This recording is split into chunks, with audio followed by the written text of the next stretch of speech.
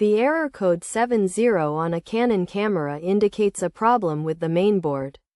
This issue can arise due to various factors, including continuously turning the camera while its internal temperature is high, or a malfunctioning lens that affects image capture. To resolve this error, start by restarting the camera. Turn it off, remove the battery, and let it sit for a while before putting the battery back in and turning it on again. Next, inspect and clean the lens using a lens cleaning tissue or a soft microfiber cloth.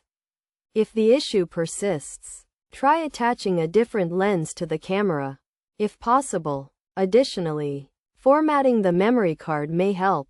If the error continues, attempt to insert a different memory card. By following these steps, the error code 70 on a Canon camera can potentially be fixed.